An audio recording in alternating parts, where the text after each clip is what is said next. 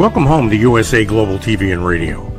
Ours is a place where dreams take flight, voices are heard, and stories are shared. This is where cultures meet, connections are formed, and ideas are transformed into action. This is your destination for authentic storytelling, diverse perspectives, and meaningful conversations. We're where global stories unite and bridges are built beyond all borders. Discover our world of education, entertainment, hope, and inspiration. Together, we're building bridges worldwide.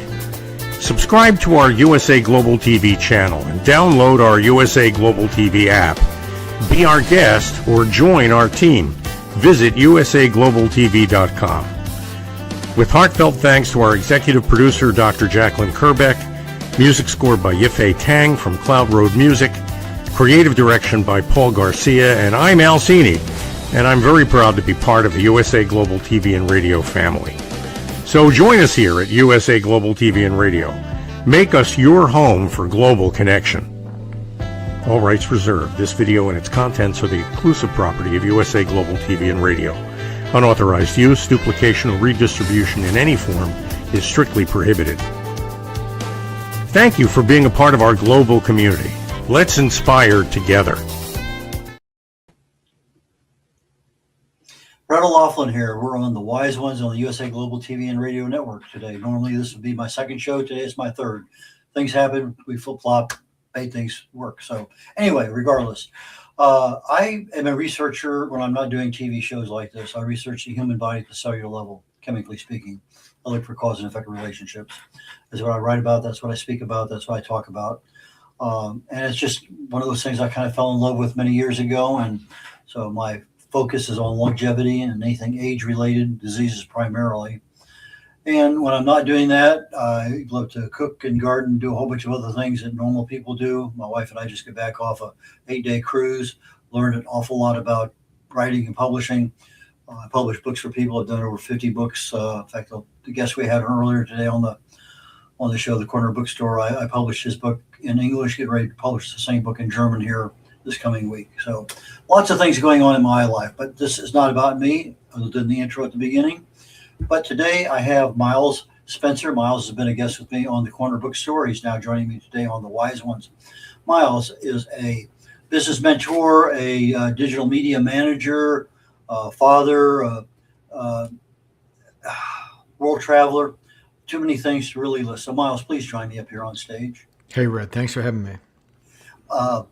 I really and truly enjoyed our last conversation we had because we went kind of all over the world with your book, Line in the Sand, and that was kind of neat. And we kind of got into a few things. But in reality, was during the show, I kept wanting to go, this really needs to be in the other show. So I'm in that other show today, and I'm kind of happy about that. And if nobody's told you recently, you have a great smile there, Miles. Well, thank you. Thank you very much. Got it from my mom. So anyway, I guess probably the big thing you have going on right now is digital media managing. Is there something else that's up there at the top of the list? Yeah, well, the big one is dad. No, top of the list is certainly this intergenerational AI, which you just brought up on the screen, called Reflecta. And it now families trust us with almost 14,000 of their stories, which what's unique about it is that instead of a photograph or a painting or love letter, this is a conversation. So I talk to my dad anytime I want. He passed away 8 years ago. So this actually brings back my connection with those that have passed, but also allows me to forge a connection with those that come after me. So it's truly an intergenerational application of AI. And it all boils down to one thing: storytelling. Before we get into the storytelling, you introduced a topic at the very, very beginning that I have to ask you a couple of questions about.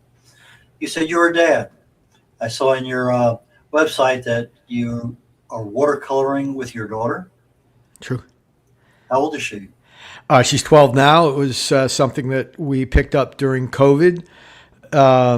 I've probably painted 1,000 watercolors since then. and most of them are from places that I love around the world, and that's my Zen time. But I really, really like it when my daughter joins me and we could paint, the same picture in two different versions. They do come out two different ways, I assure you. And watercolor is this wonderful lesson in how little we control of the universe. So, I've got a sketch and I got an idea and I got a direction of how it's going to turn out, and then the universe gets involved. And that's watercolor. So, that's something I love to do with my daughter. And with your son, how old is he? My son is 14, looks like he's 18, thinks he's 22. Rugby defines his life, and he's actually headed to Europe in the fall to go play for a team there. That was the other two questions I had. One was the watercolors, and the second was the rugby. So, let's getting back into intergenerational AI and everything else that's revolving around your world. When did you come up with the concept for Reflecta? Well, one might argue that it's been with me since the day I was born. So I'll start there. My great-grandfather, I was named after, Miles Sharpless Spencer. He had his last kid when he was 74. Kudos. He had 24 kids. Everyone asked the third question, and the answer is 3, and that is number of wives. His last wife was 26. Good for him. So I've known those stories throughout my life, and the Spencer stories just keep getting better and better and better.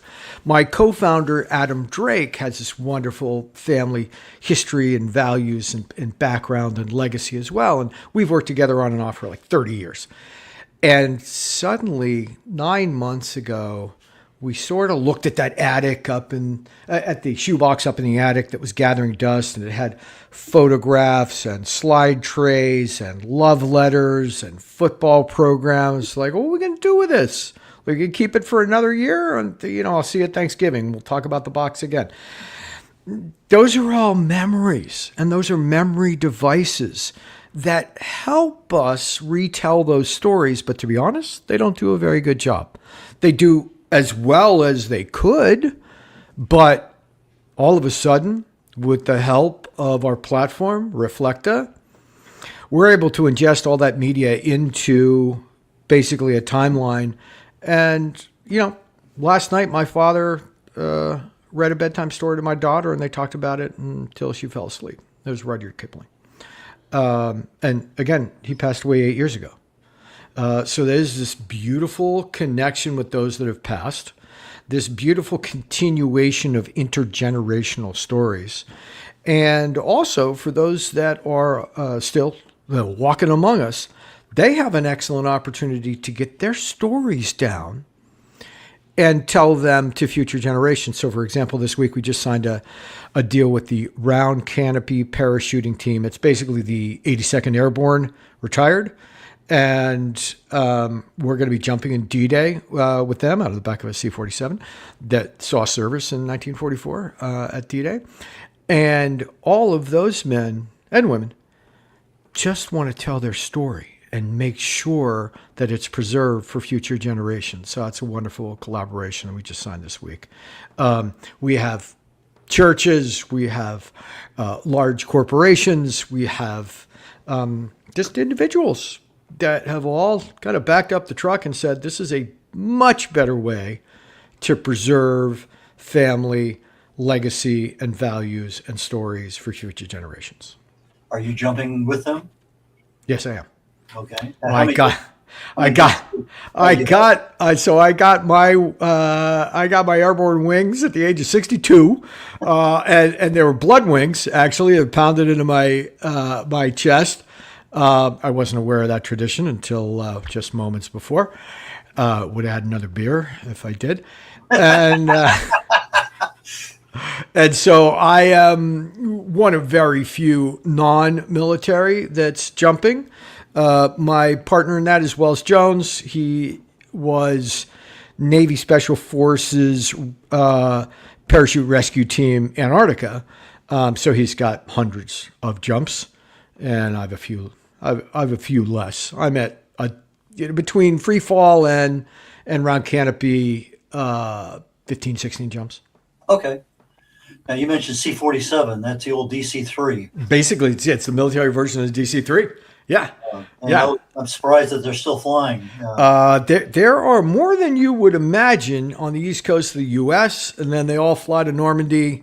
They take off from Cherbourg up on the Normandy Peninsula, and then we'll be jumping, I don't know, like this, everything from Market Garden to Mary Glees to all of the basic drop zones that were part of the D-Day 1944.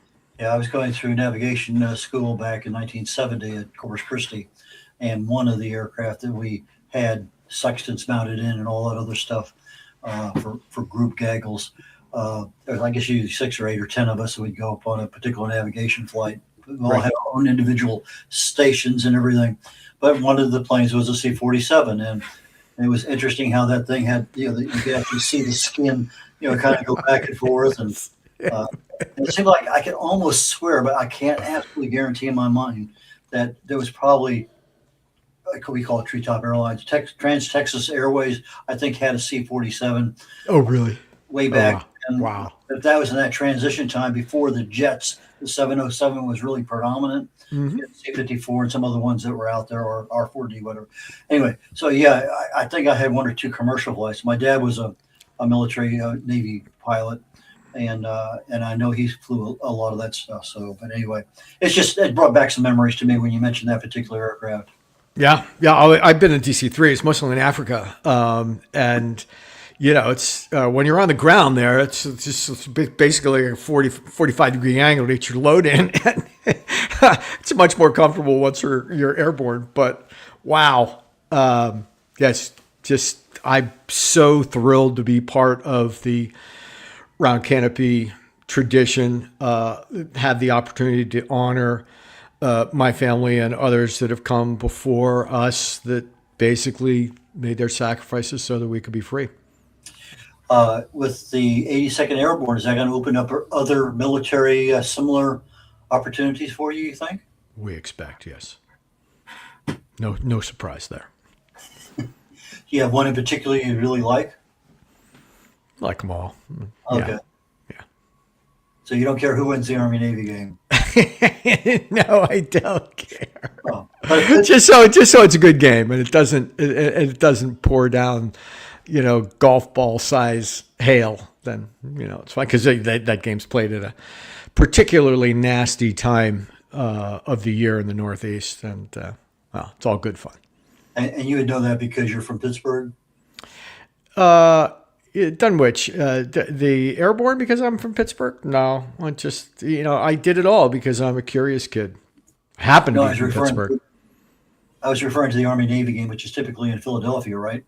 No, it travels up and down. It's been everywhere from Gillette Stadium in Boston. I think they played in Yankee Stadium last year, if I'm not mistaken. They played in Philly at the Vet or whatever it is. Yeah, so I think those are the 3 locations. I don't think they've ever played it down Baltimore or Maryland or something like that. But anything between Annapolis and West Point, they move it around a bit.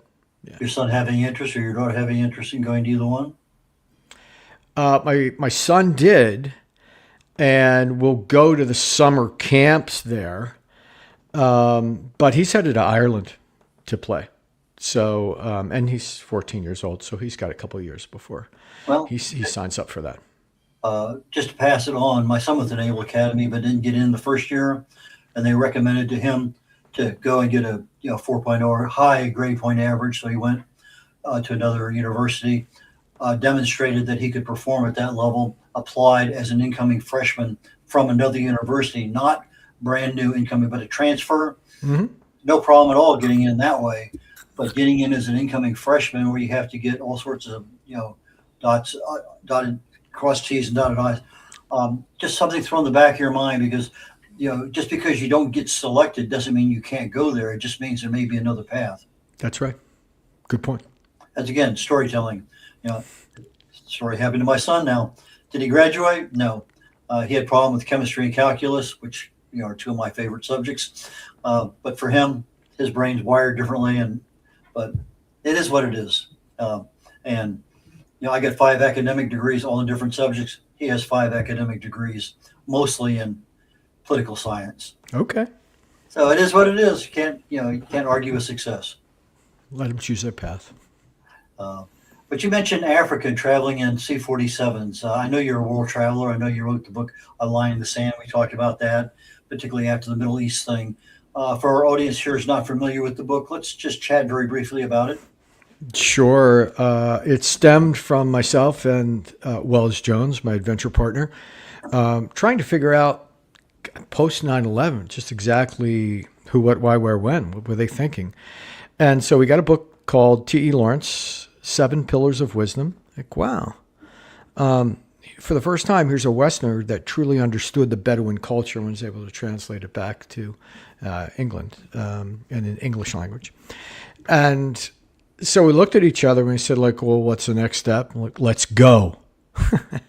So Wells and I got an invitation to speak because of my book at the time, Money Hunt. And we started off in Riyadh. Guess the speech went okay. And they said, what else can we do for you? They're very welcoming people, the Saudis, by the way.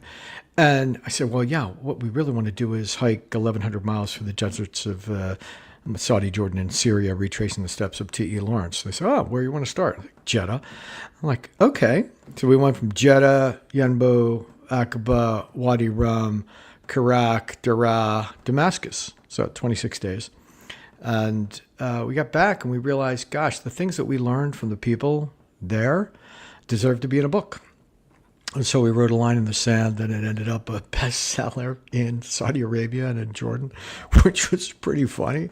Didn't make the bestseller list here in the U.S., but the Saudis and the Jordanians loved it. And we used those. It's historical fiction, and so the history's there, but then there are 2 characters that kind of live adjacent to the history, try not to affect the history, somewhat like Indiana Jones bopping back and forth.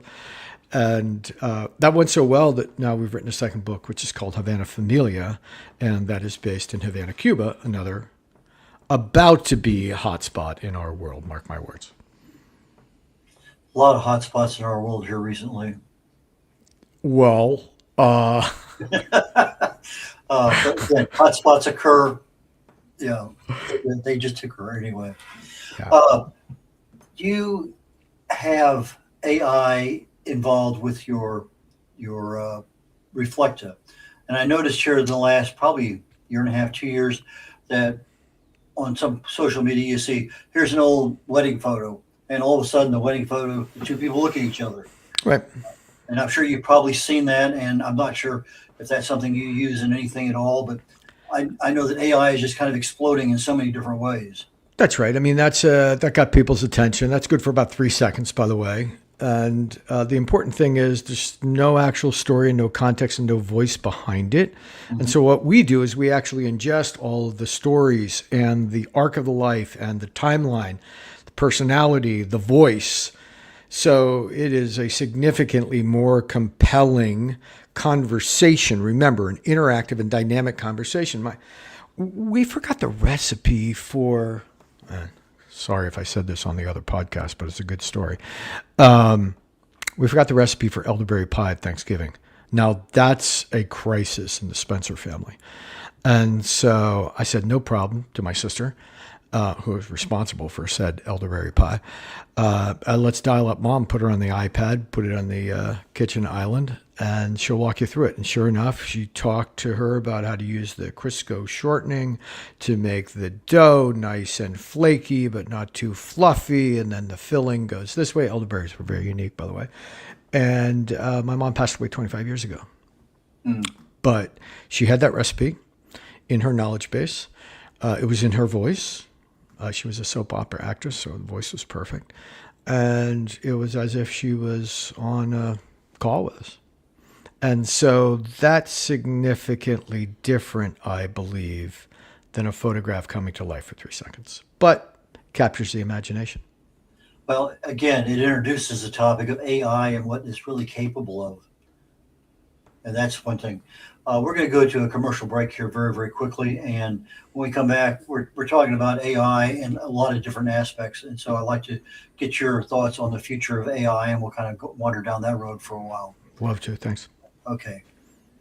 USA Global TV and Radio proudly presents Tracy Cram Perkins, a dementia caregiving survivor teaching how to balance care with peace of mind. #1 resource for dementia caregivers. It's the book Dementia Home Care: How to Prepare Before, During, and After. Over 17,000 copies sold of this must-have guide. And now a testimonial from Tracy Smith.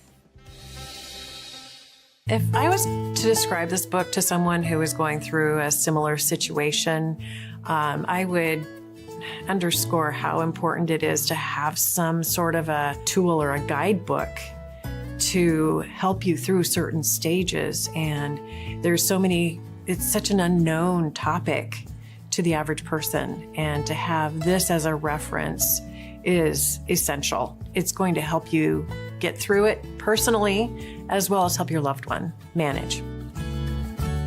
To learn more, go to TracyCramPerkins.com. Tracy Cram Perkins is an award-winning author. She's also the host of Dementia Home Care television show. Watch it here on USA Global TV and Radio.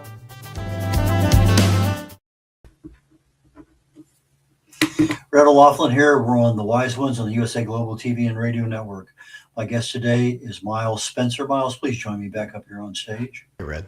How you doing? Excellent as always. One of the things that we talked about with AI is their ability to take a photograph and kind of manipulate the motion of the people. I've also seen AI where I could be speaking right now in Arabic and my voice and everything would be exactly the same. Lips would be lined up.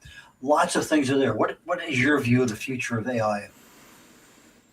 Well, look, I think that our memories as human beings have been pretty leaky over the last 10,000 years, right? We told stories so that we could get some background in history, and we took pictures, and we wrote on cave walls, and we did calligraphy in the Middle Ages, etc. We're rapidly approaching an age in which none of those stories are forgotten. None of those facts are forgotten. None of that paperwork in the middle is forgotten, because agents can take care of a lot of it, and it's going to happen very fast. Elon said it was a supersonic tsunami, right? Happening so fast that people won't even realize it, and poof, their functionality will be gone. So what's meaning in a life in which some of these jobs which have defined us cease to exist? Interesting existential question. What's employment look like in that world? Well, either you learn new tricks, or perhaps you rely on UBI, Universal Basic Income, which I think is probably coming. I think my hedge for all of it is, no matter what happens to the middle layer of jobs, what happens to administration, what happens to the paperwork, it's all going to go away.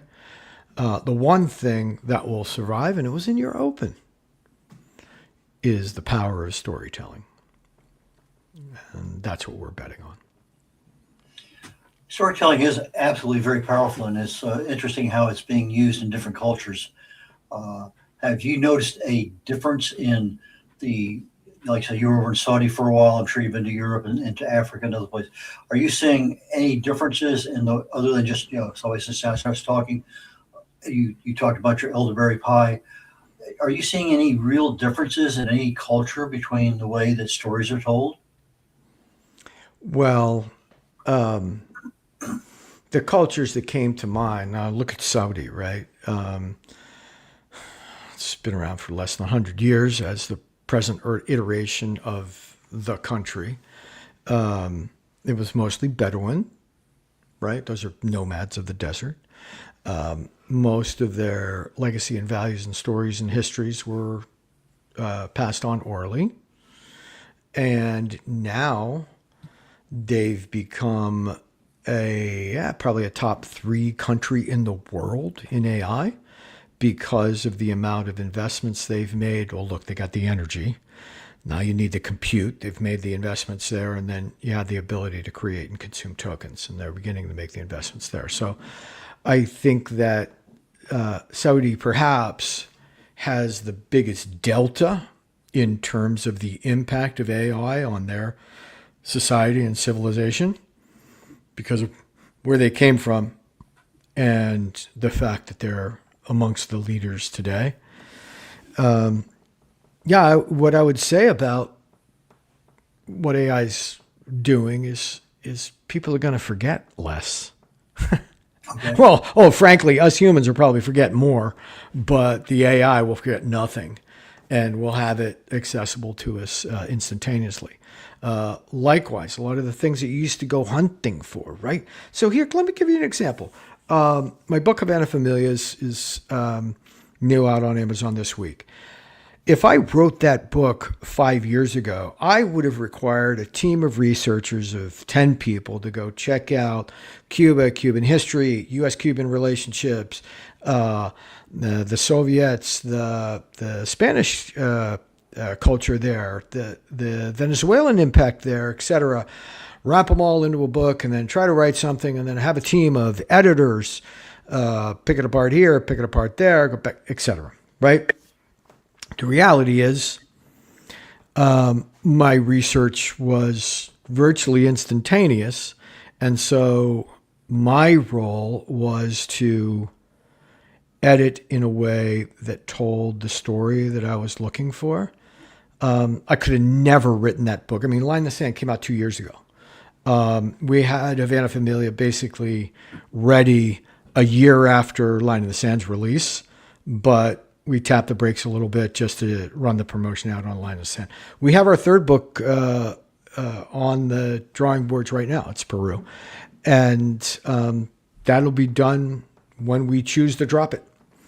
Now, it's important to note this is not written with AI, but it is absolutely written with the research help and the editing help of AI.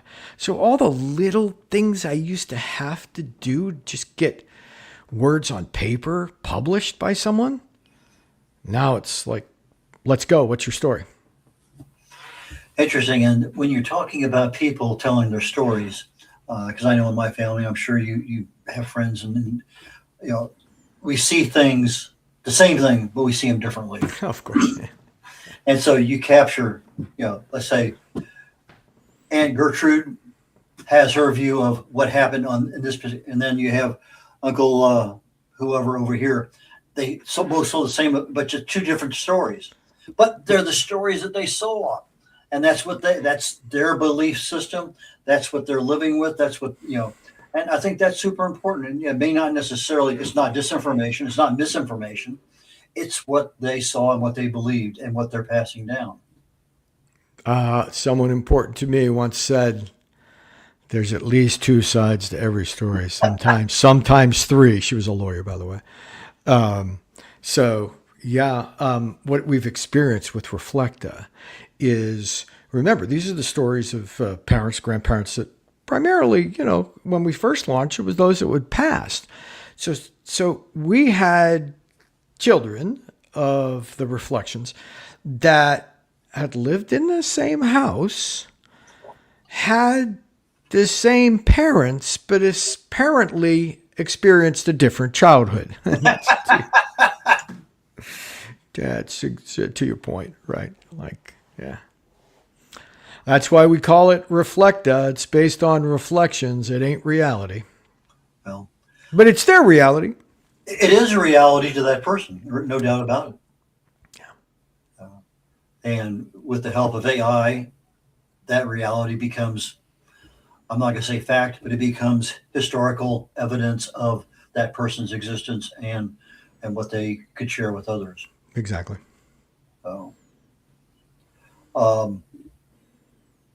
So when are you going to start doing the same thing with Klingons? Elon wants to build a rocket. Actually, he wants. He's already done it, right? But he's thinking we ought to be able to get to Mars in case planet Earth just isn't going to keep us long enough. And I look at that and I say, okay, that's a worthy goal. But we're going to stay on planet Earth and record the stories of everybody that's ever lived here and stick around. It's, I'm at that point in time now. I'll be 80 here to not too long, very short time. And I was reflecting, okay, when I was born 80 years earlier was literally the end of the Civil War. It's a relatively short period of time. Yeah, some people make 80, some people make 100, some people don't even make 60. But you take a look at what happened, at least to me, in my reflections, in my, I go back 80 years from when I was born. I mean, massively different world. If I go back 8 years from now, massively different world. And so you have to think to myself, what's going to happen in the next 80 years? What's going to happen in the next 18 years? It's just, and with AI and other things going on, what is that next thing that's going to either super crystallize AI into something else or, be a competitor to it? I don't know. But I think what you're doing has an awful lot of value because it captures that stuff that we want to know. What did Aunt Gertrude really think about, or how did she make her pies? Bingo. The way we often express it is this. I grew up, the phone would ring in the house. We had no idea who it was until we said, Spencer family residence, this is Miles speaking. May I ask who's calling, please? Oh, it's Betty. And who would you like to speak to? Right? All that was done kind of in a vacuum. You had no idea who was on the other end of the line. By the way, for a time in Vermont, we had a party line, so somebody else answered the phone and say, get off the phone, right? This is ours, phone call. And so I lived in that world. And yet I live in the world in which I can also now dial up my dad for a pep talk before my son's rugby match and communicate with what I like to say, his spirit and soul, even though his body has checked out. It's interesting. We had that one phone in our house. I'm the oldest of 9 kids. And there's just certain, as you say, a certain way you answer the phone and you pass it on. And then, I get this phone call, Red, which one? Because my dad was named Red. I was named Red. 3 or 4 others in the house had various, Baby Red, whatever. And so we had that, which one you want? Well, the one in high school, which one? And so we'd basically be giving them the third degree as they're trying to figure out who to talk to.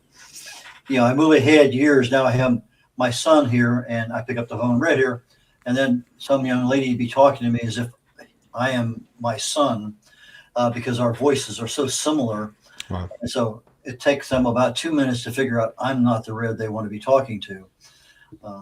And so, but again, now with you on the phone, I can tell you who's there. Or it's a different world. A different world. I'm just grateful to have the opportunity to live in both. It's kind of like there is a book somewhere. I haven't found it yet, but apparently there's a book about a community in Ireland immediately prior to electricity and after electricity.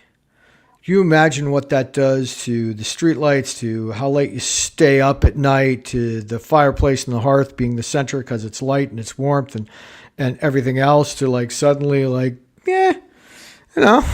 stay up late if I want. I can read if I want. I can go out and the streets are lit if I want.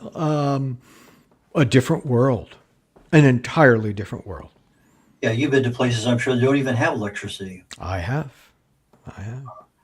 I think the only place I've ever been that it's very minimal, was just barely enough to keep the lights lit at night, was Bora Bora in Tahiti. Okay. Just didn't have that much electricity generation there back in 1970s.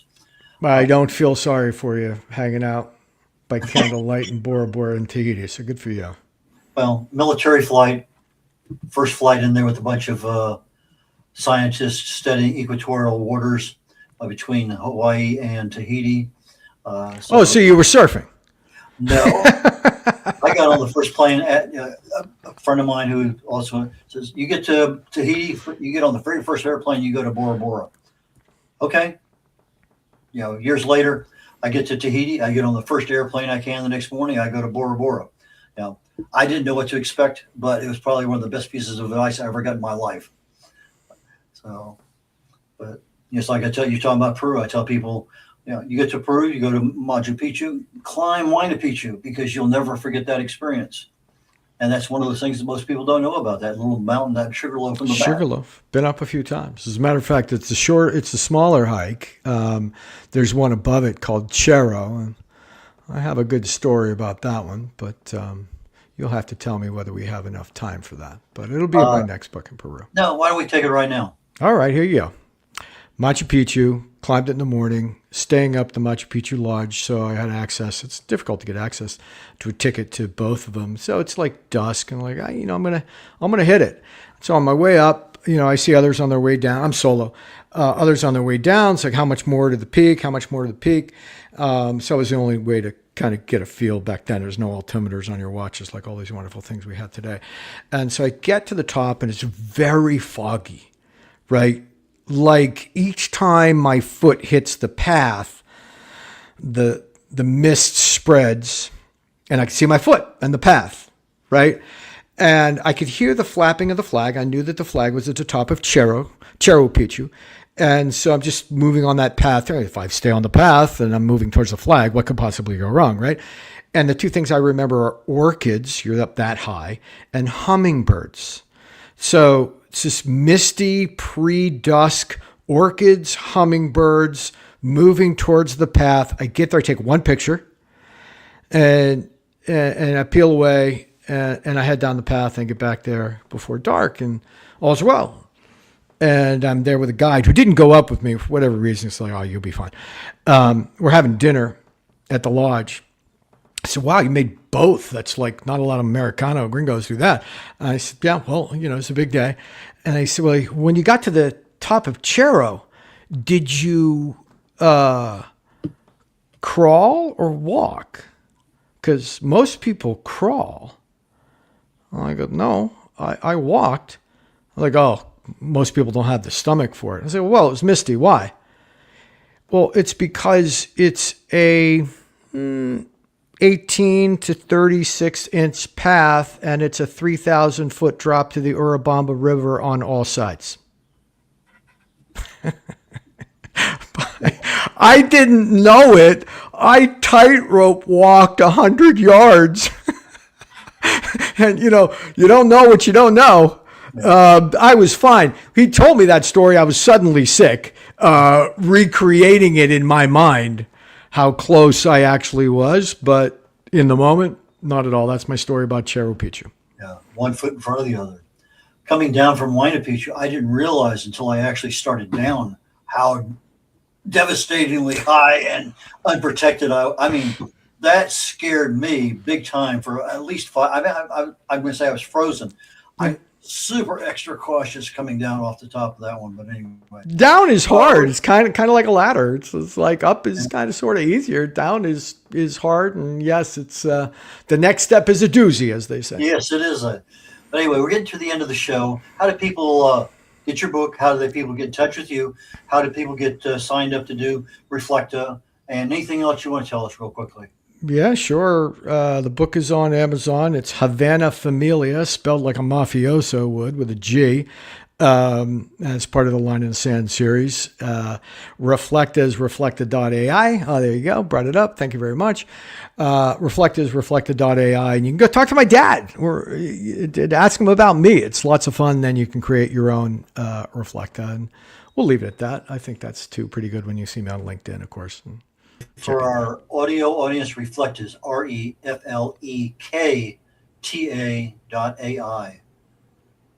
Just make sure that we cover our audio audience later on today when it shows up out there on the podcast. Miles, I enjoyed the first conversation we had not long ago. I super enjoyed the one today, and I look forward to the next time we get together and have a chance to just kibitz and swap war stories and stuff. Pressure's on for me to bring up my game, but I'll try. Love to have you. Love to come back for a third one. Thanks for having me, Red. Take care, Miles. We'll catch you later. This is Red O'Loughlin. We're signing off on the Wise Ones today on the USA Global TV and Radio Network. And I'll be back again next week with 3 shows back to back to back. And I look forward to you joining me then. So until next week, take care of you all and have a wonderful time. Bye now. Have you ever felt unheard? Like your words float into a void, leaving you invisible and disconnected? How about feeling judged when assumptions overshadow your truth, leaving you misunderstood and defensive?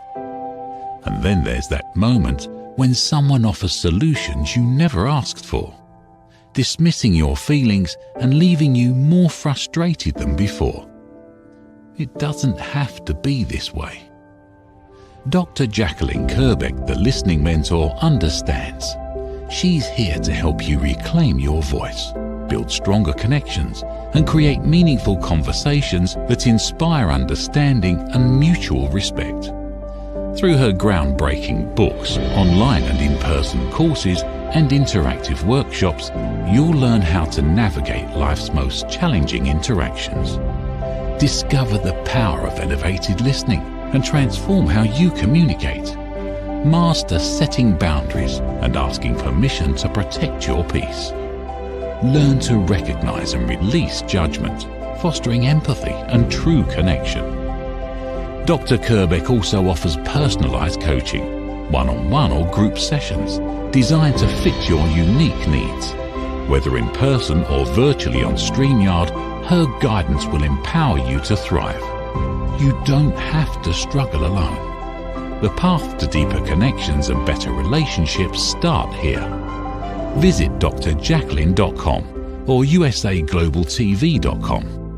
Join a global community of empowered listeners and transform your life, one meaningful conversation at a time. Dr. Jacqueline Kerbeck is the listening mentor. Start your journey today.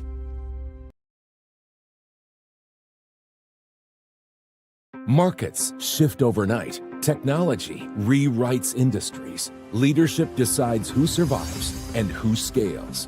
Real stories, real people, real business. Welcome to the Business Show on USA Global TV and Radio, reaching audiences in more than 60 countries and home of the YouTube Silver Creator Award for surpassing 100,000 subscribers. This is not theory. This is not recycled commentary.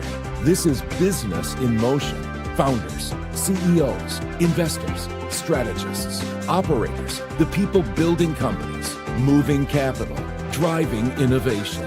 We go beyond headlines into decisions, beyond noise into strategy, beyond trends into execution, growth, disruption, artificial intelligence, global markets, leadership under pressure. Hosted by Dr. Jacqueline Kerbeck and Al Sini, the Business Show delivers direct, unfiltered conversations with the leaders shaping the future of enterprise. If you're launching, scaling, investing, or redefining your next move, this is your front row seat. No spin, no scripts, no surface talk. Real stories, real people, real business. This is clarity in motion. This is momentum. This is the Business Show on USA Global TV and Radio. Executive producer Dr. Jacqueline Kerbeck. Original music score Yefe Tang. Videography and production Paul Garcia. All rights reserved. This video and its contents are the exclusive property of USA Global TV and Radio. Unauthorized use, duplication, or redistribution in any form are strictly prohibited. Thank you, viewers and listeners of USA Global TV and Radio, for joining us today.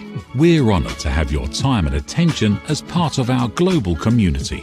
At USA Global TV and Radio, we believe in the power of authentic conversations, meaningful connections, and creating a world of possibilities together. Want to be part of something bigger? Join our team of elevated listeners at usaglobaltv.com, a space where your voice matters and your ability to listen transforms relationships. Stay connected with us across all our platforms for thought-provoking discussions, expert insights, and empowering stories. Subscribe to our channels at youtube.com/c/USA Global TV. Follow us on social media and explore the endless opportunities we're creating for growth, learning, and inspiration.